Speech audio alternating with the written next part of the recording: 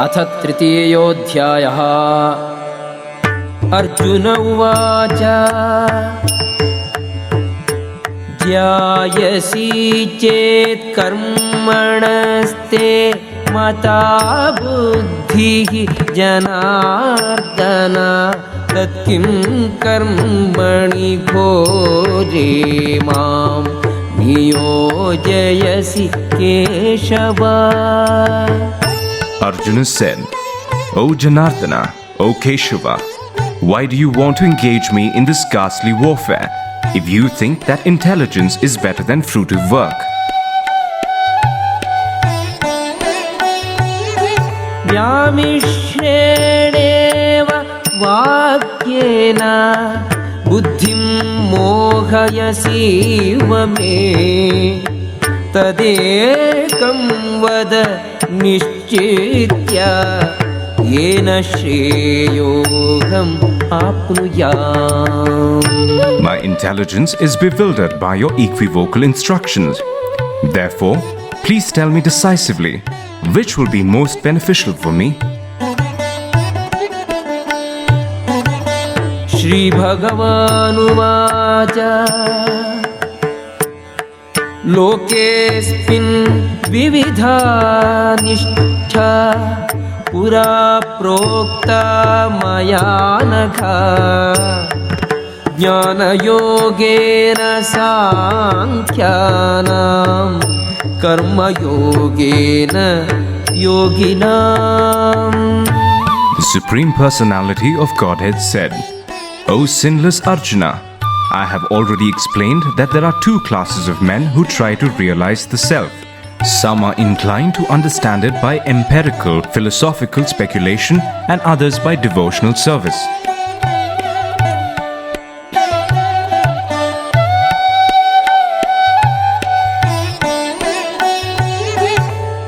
न कर्मणाम् अनारम्भात् नैष्कर्म्यं पुरुषोऽश्नुते न च सन्न्यसनादेव सिद्धिं समधिगच्छति।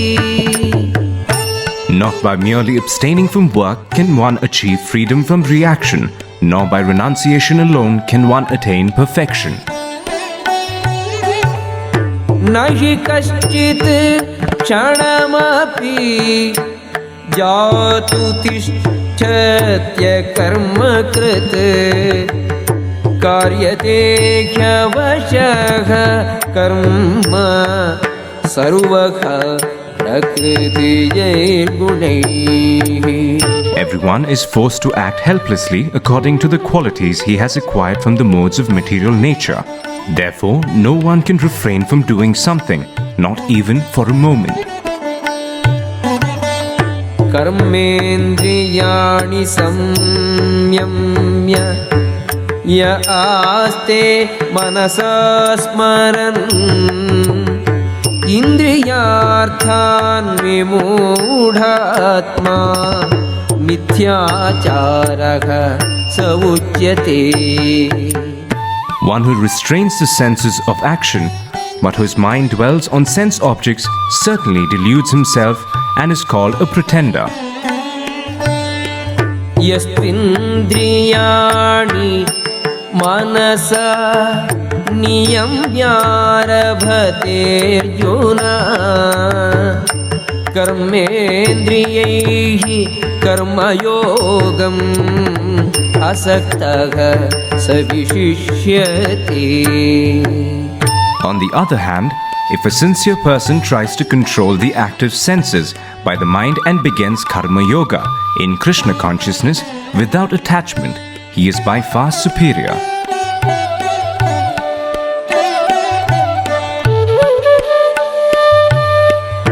नियतं कुरु कर्मत्वं कर्मज्यायो ह्यकर्मणः शरीरयात्रापि च ते न प्रसिद्ध्येद कर्मणः। Perform your prescribed duty, for doing so is better than not working. One cannot even maintain one's physical body without work.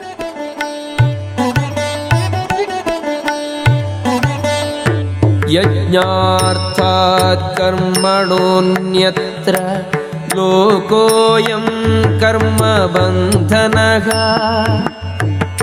तदर्थं कर्म Kaunteya मुक्तसङ्गः समाचर.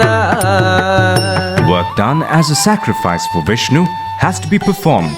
Otherwise, work causes bondage in this material world. Therefore, O son of Kunti, perform your prescribed duties for his satisfaction, and in that way you will always remain free from bondage.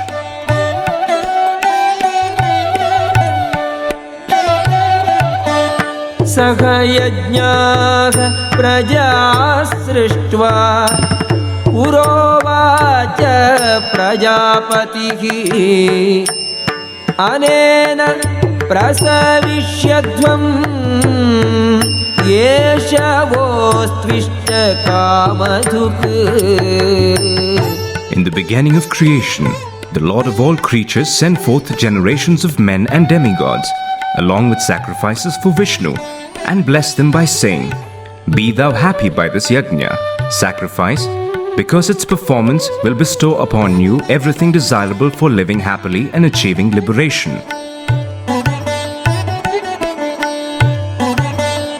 देवान् भावयतनेन ते देवा भावयन्तु वः परस्परं भावयन्तः श्रेयः परमवाप्स्यथ. The demigods, being pleased by sacrifices, will also please you, and thus, by cooperation between men and demigods, prosperity will reign for all. इष्टान् भोगान् हि वो देवा दास्यन्ते यज्ञभाविताः तैर्दत्तान् अप्रदायिभ्यो यो भुङ्क्तेस्तेन एव सः. In charge of the various necessities of life, the demigods, being satisfied by the performance of yajna, sacrifice will supply all necessities to you. But he who enjoys such gifts without offering them to the demigods, in return is certainly a thief.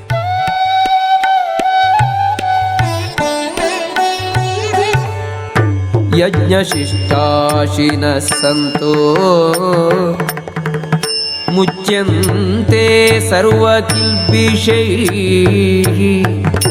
भुञ्जते ते त्वघं पापाः ये पचन्त्यात्मकारणात्. The devotees of the Lord are released from all kinds of sins because they eat food which is offered first for sacrifice. Others, who prepare food for personal sense enjoyment, verily eat only sin.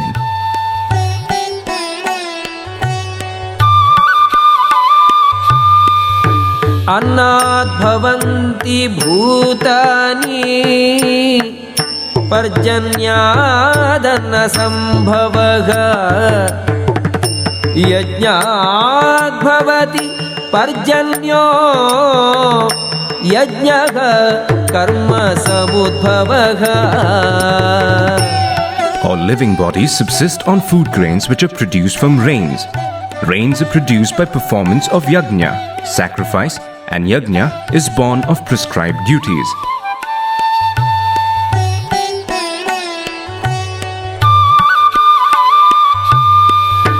कर्म ब्रह्मोद्भवं विद्धि ब्रह्माक्षरसमुद्भवम् तस्मात् सर्वगतं ब्रह्मा नित्यं यज्ञे प्रतिष्ठितम्. Regulated activities are prescribed in the Vedas, and the Vedas are directly manifested from the Supreme Personality of Godhead.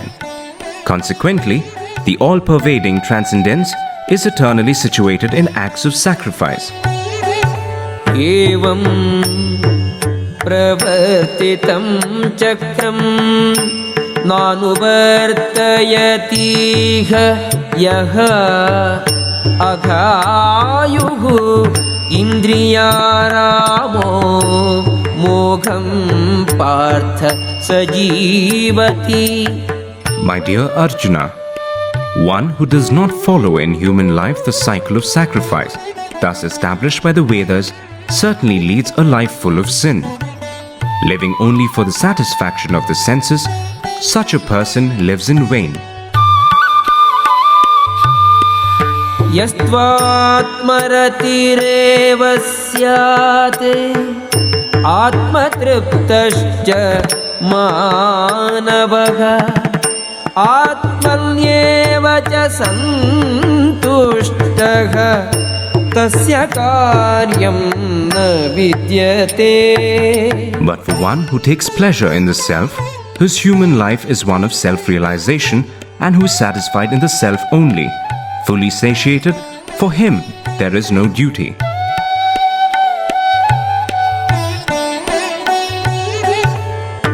नैव तस्य कृतेनार्थो न कृतेनेह कश्चन न चास्य सर्वभूतेषु कश्चिदर्थव्यपाश्रयः. A self-realized man has no purpose to fulfill in the discharge of his prescribed duties, nor has he any reason not to perform such work, nor has he any need to depend on any other living being.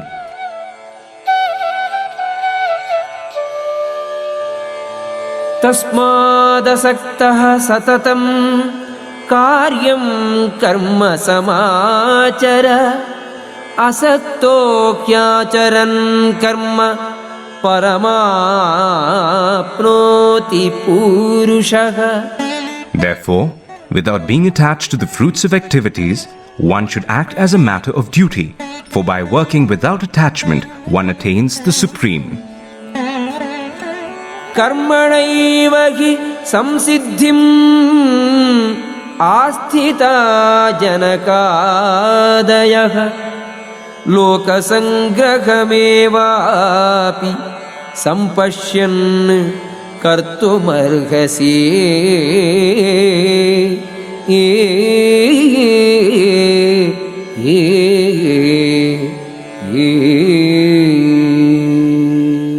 Kings such as Janaka attained perfection solely by performance of prescribed duties. Therefore, just for the sake of educating the people in general, you should perform your work.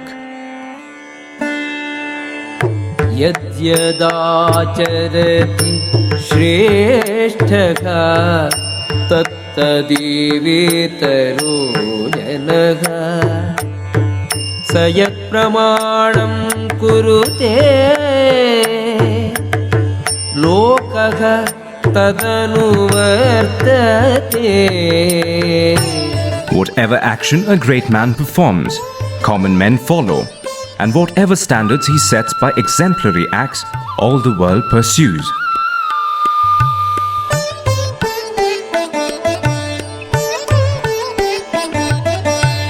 न मे पार्थास्ति कर्तव्यं त्रिषु लोकेषु किंचन नानवाप्तम् अवाप्तव्यं वर्तयेव च कर्मणि. O son of Pritha, there is no work prescribed for me within all the three planetary systems, nor am I in want of anything, nor have I a need to obtain anything, and yet I am engaged in prescribed duties.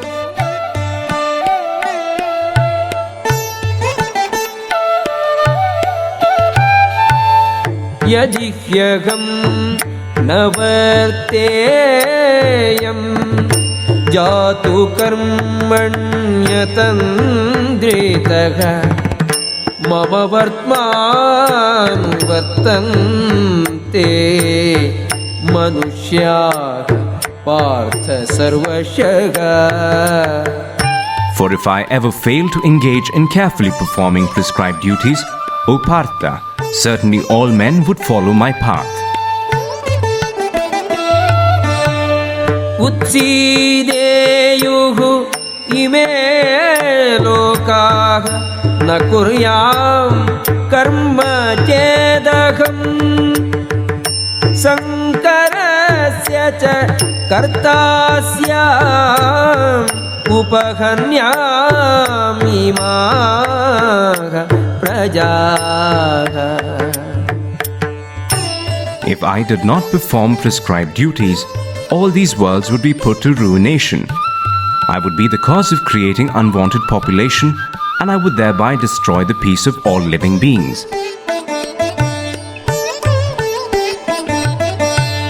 सक्ता कर्मण्य विद्वांसो यथा कुर्वन्ति भारत कुर्याद् विद्वांस्तथा सक्तः चिकीर्षुः लोकसंग्रहम्.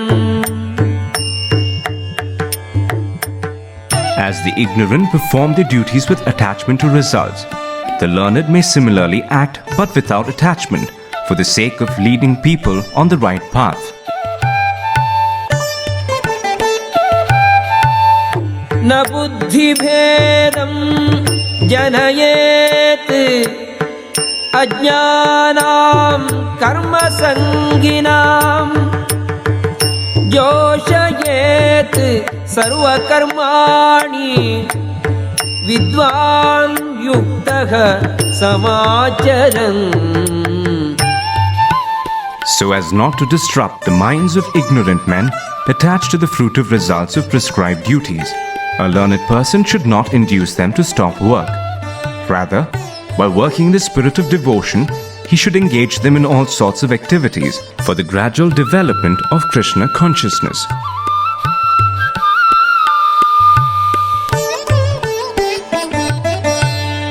प्रकृते क्रियमाणानि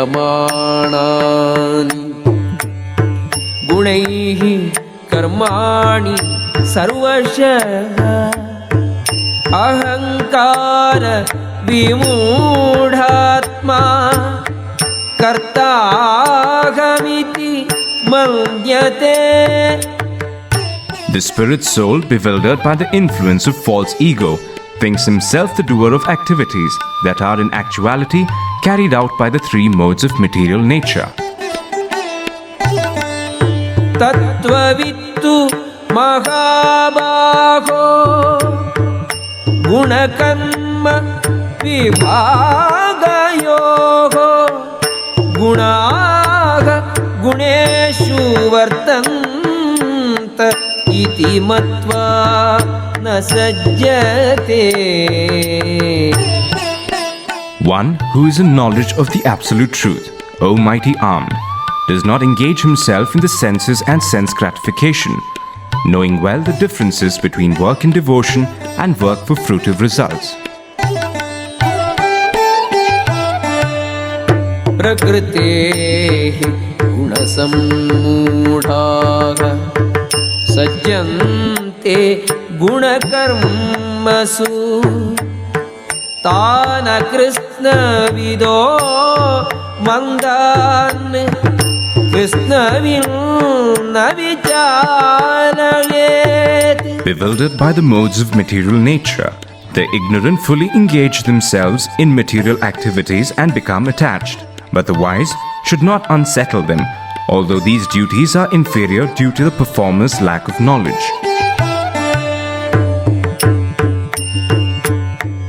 मयि सर्वाणि कर्माणि सन्न्यस्याध्यात्मचेतसा निराशीः निर्ममो भूत्वा युध्यस्व विगतज्वरः.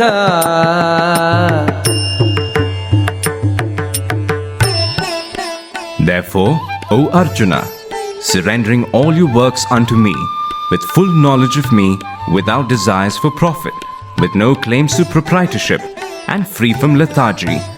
Fight. ये मे मतम् इदं नित्यम् अनुतिष्ठन्ति मानवाः श्रद्धावन्तो न सूयन्तो मुच्यन्ते तेऽपि कर्मभिः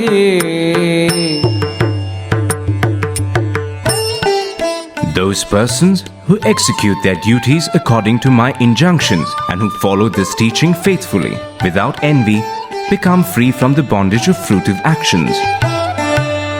ये त्वेतदभ्यसूयन्तो नानुतिष्ठन्ति मे मतम् सर्वज्ञान विमूढांस्तान् विद्धि नष्टान चेतसः. But those who, out of envy, disregard these teachings and do not follow them are to be considered bereft of all knowledge, befooled and ruined in their endeavors for perfection.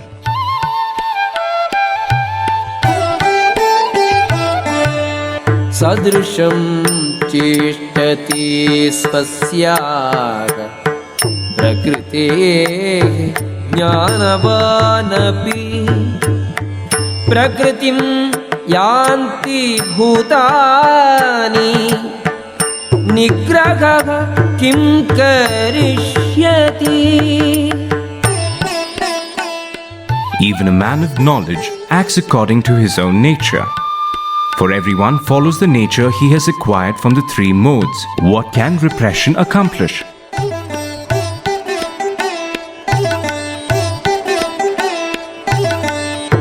इन्द्रियस्येन्द्रियस्यार्थे रागद्वेषौ व्यवस्थितौ तयोर्नवशमागच्छेत् तौ ह्यस्य परिपन्थिनौ. There are principles to regulate attachment and aversion pertaining to the senses and their objects.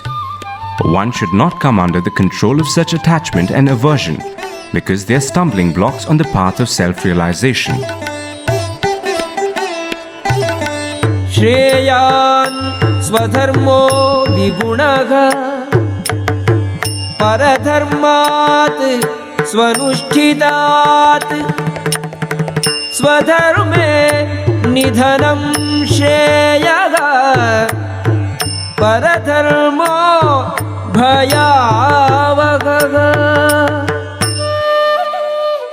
It is far better to discharge one's prescribed duties, even though faultily, than another's duties perfectly. Destruction in the course of performing one's own duty is better than engaging in another's duties, for to follow another's path is dangerous. अर्जुनो उवाच अथ केन प्रयुक्तोऽयं पापं चरति पूरुषः अनिच्छन्नपि Varshneya बलादिव नियोजितः.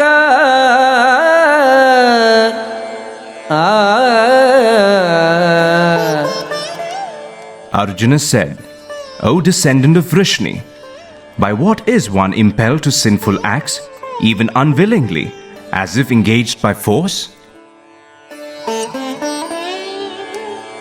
Shri Bhagavanuvāca Kāmagesha Krodhagesha Rajo Guna Samudbhavaha Mahāshano Mahapāpma Vidyena Mikhavairinam. The Supreme Personality of Godhead said, It is lust only, Arjuna, which is born of contact with the material mode of passion, and later transformed into wrath, and which is the all-devouring sinful enemy of this world. धूमेना व्रियते वह्निः यथादर्शो मलेन च यथोल्बेनावृतो गर्भः तथा तेनेदमावृतम्. As fire is covered by smoke, as a mirror is covered by dust, or as the embryo is covered by the womb, the living entity is similarly covered by different degrees of this lust. आवृतं ज्ञानमेतेन ज्ञानिनो नित्यवैरिणा कामरूपेण कौन्तेय दुष्पूरेण अनलेन च. Thus, the wise living entity's pure consciousness becomes covered by his eternal enemy in the form of lust, which is never satisfied and which burns like fire. Indriyani mano buddhihi asyaadhishtanam ujyate yedair vimohayatyeshaha jnanamatyadehinam. The senses, the mind and the intelligence are the sitting places of this lust. Through them, lust covers the real knowledge of the living entity and bewilders him. Tasmat tvamindriyanyadau niyamya bharatarshava papmanam rajagihyenam jnana vijnana nashanam. Therefore, O Arjuna, best of the Bharatas, in the very beginning, curb this great symbol of sin, lust, by regulating the senses and slay this destroyer of knowledge and self-realization.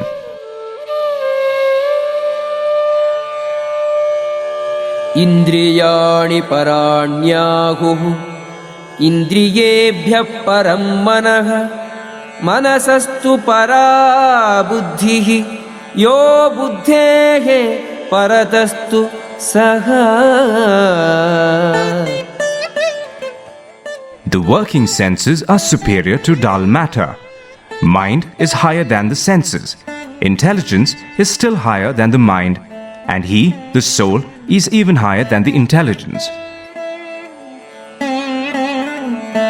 Evam buddhehe param buddhva samstabhyatmanam atmana jahi shatrum mahabaho kamarupam durasadam.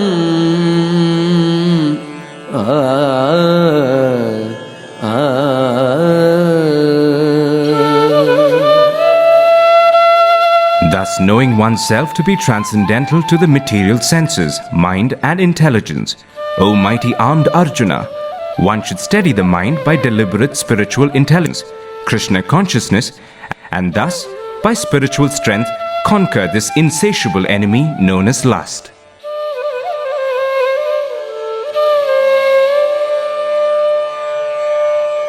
Om Tassaditi Srimad-Bhagavad-Gitasu Upanishatsu Brahma Vidyayam Yoga Shastre Shri Krishnarjuna Samvade Karma Yogo Nama Tritiyodhyayaha.